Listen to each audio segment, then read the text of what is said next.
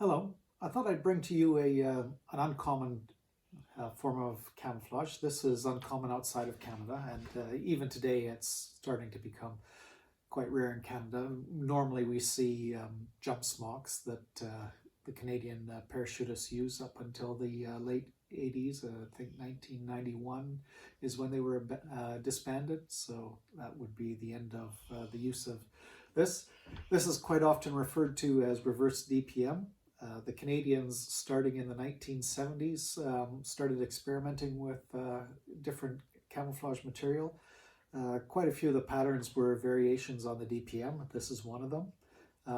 There were a few other patterns, most notably there was a large dot and a small dot. The palette that was used for the dot patterns is what ended up being the palette used in the CAD-PAT camouflage.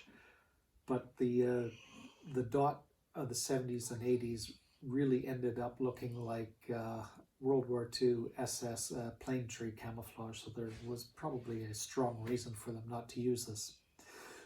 So what we have here is a Canadian jacket.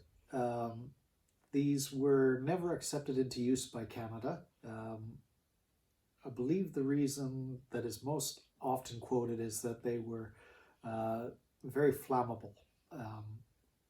So they ended up being issued or allowed to be worn by Canadian cadets, and most of the surplus went to Tanzania, and so that's why a lot of people refer to this as Tanzania and reverse DPM, but it was designed and manufactured in Canada.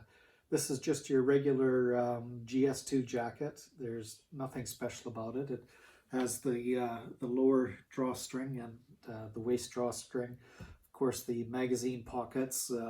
This one doesn't have internal pockets for magazines. That's about the only exception.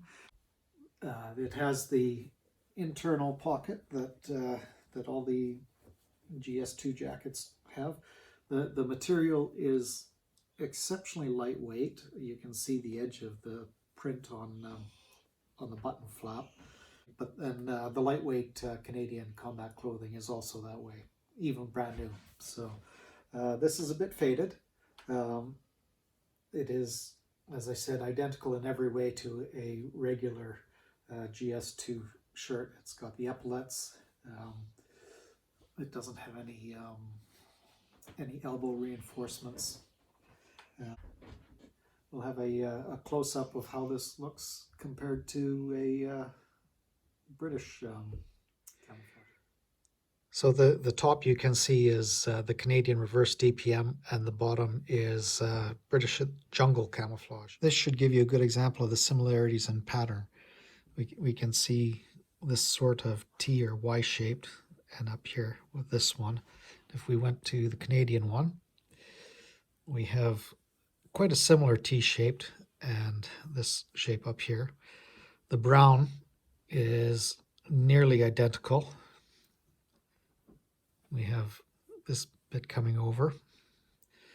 Of course, this. So it is very, very similar.